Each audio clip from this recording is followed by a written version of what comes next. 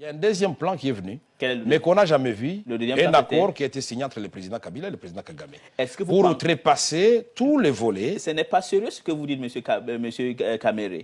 Si vous aviez un plan pour pacifier l'Est du Congo ou l'ensemble du pays, et l'Est du Congo, c'est toujours là où il y a l'instabilité dans votre pays, et ce plan approuvé à l'Assemblée nationale, elle n'a pas été appliquée. Pourquoi? Est-ce que c'est parce qu'il y a eu un autre plan entre Kabila et Kagame? Justement signé le 23 août 2008, 8 mois après. On va revenir sur votre plan là. Exact, on va revenir sur mon plan, mais je voudrais vous dire, le 23 août 2008, le président Kabila et Kagame, à travers les représentants. Mais ce qui est curieux du côté du Rwanda, c'est le chef d'état-major général de l'armée et le ministre de la Défense qui avait signé. Qu'est-ce qui est curieux dedans? Curieux, c'est de notre côté. De l'autre côté, c'est le ministre de l'Intérieur qui a signé à la place du ministre de la Défense, ce plan-là. C'est l'inspecteur général de la police qui a signé à la place du chef d'état-major général de l'armée. Donc ça veut dire que de votre côté, vous n'étiez pas sérieux, du côté rwandais, vous étiez sérieux. C'est ce que vous voulez dire? Ça, moi, je n'entre pas dans ce qui se passe du côté du Rwanda, mais les personnes attitrées à engager l'État dans les domaines de la défense et de la sécurité. Selon vous, pourquoi, de votre côté, il n'y a pas eu ce sérieux qui a mis le Rwanda? Et je crois qu'il y avait d'agenda caché. Je crois, et je suis convaincu de cela. Parce que je ne peux pas comprendre qu'au moment où nous sommes en discussion avec la rébellion de Laurent Nkunda, nous avons approuvé les recommandations et les résolutions après la conférence de Goma, et il ne reste plus qu'à les appliquer. On va chercher un raccourci où le peuple congolais apprend à travers la radio et la télévision que les troupes d'un pays qui venait d'agresser le Congo, qui a occupé le Congo pendant plus de 5 ans, reviennent au Congo pour pacifier le Congo. Donc ça veut dire que votre président, M. Kabila, est toujours sous la coupe de Kagame et du Rwanda alors? C'est vous qui le dites. Non, non, ce n'est pas moi qui le dis. Moi, j'ai dit si tout vous faites simplement... l'interprétation que vous donnez là, ça veut dire que M. Kabila ne peut pas gérer des choses. Il prend les instructions de Kigali. Nous sommes dans une interview. Oui, c'est une question que je vous pose. Et comme vous êtes démocrate comme moi, je respecte vos déductions. Oui, mais moi, tout simplement, ce que je vous dis... Bon, mais en tant que le futur président du Congo... merci, que Dieu vous entende. Voilà, vous êtes, quand vous partez aux élections, comme Gbagbo a dit, on ne va pas aux élections pour perdre. Vous allez pour gagner.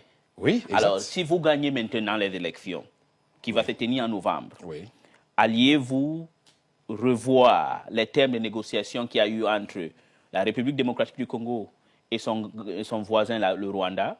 Absolument. Je dirais au président Paul Kagame que nous avons besoin de la paix au Rwanda, la paix au Congo. Je dirais au président Museveni de l'Ouganda que nous avons besoin de la paix en Ouganda et la paix au Congo. Le Congo, c'est un géant. Le Congo, quand il est instable, c'est toute la région qui est instable. Le Rwanda peut avoir l'illusion d'avoir une paix, mais c'est toujours fragile. Quand tous les anciens rebelles du Rwanda, les anciens militaires d'Abiyarimana se trouvent encore sur le territoire congolais... Et c'est la faute du Rwanda, ça? C'est pas la faute du Rwanda. C'est pourquoi je voudrais lui dire que nous avons intérêt à inscrire la recherche dans la paix à l'est du Congo dans un contexte régional. D'accord. Sous-régional, parce qu'il ne faut pas chercher des solutions aux problèmes internes du Rwanda au Congo. Parce que les génocides de 1994, c'était entre les Hutus et les Tutsis. C'est toujours la communauté internationale, au nom du droit humanitaire, qui avait demandé aux Zaïre de l'époque de Mobutu d'ouvrir les frontières. Et nous avons accueilli chez nous 2 millions de réfugiés rwandais, parmi lesquels, malheureusement, les ex-Farinteramwe, qui étaient armés. Armes et munitions, chars et tout ce que vous voulez. Par votre gouvernement? Non, ils viennent de chez eux. Mais ce que je voudrais souligner ici... Mais vous les avez soutenus toujours, vous les avez cachés? Non, ils sont entrés chez nous. Je suis en train de parler d'abord... Mais monsieur Vital, je veux revenir là, vous êtes en train... C'est très important.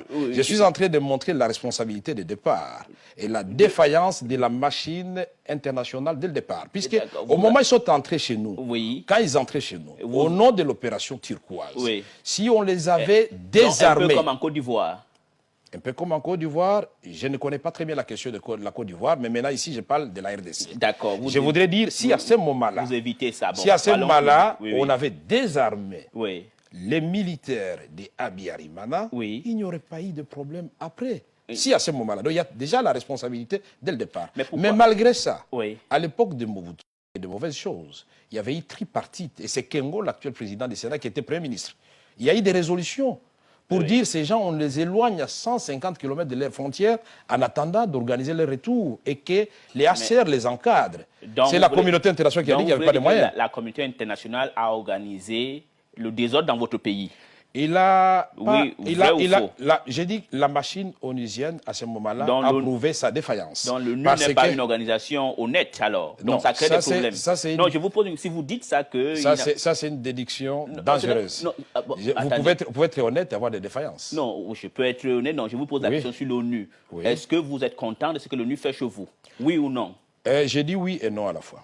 Oui et non, pourquoi? J'ai dit non, puisque dès le départ, on pouvait arrêter ce drame. J'ai dit oui, parce que je dois reconnaître, sans la présence des Nations Unies, ça allait être pire. Ça allait être pire. Et je suis mieux placé pour le dire, puisque j'étais commissaire général du gouvernement chargé du processus de paix. D'accord. Avant cela, j'étais chargé des relations avec les Nations Unies. Brilliant. Mais il y a un autre problème, monsieur Vital Kamerhe. Vous passez votre temps à accuser le Rwanda. Eux, ils ont la croissance économique, ils sont stables, mais vous êtes dans le désordre. L'Est du Congo, c'est le grand insécurité. On viole les femmes chaque jour. Qu'est-ce qui se passe? Vous étiez là. Exact. On a violé les femmes quand vous étiez. Exact. Qu'est-ce que vous aviez fait? Je ne suis pas d'abord une armée, mais ce que je dois dire, sous ma présidence à l'Assemblée nationale, nous avions voté une loi pour condamner tout et ériger en... Et même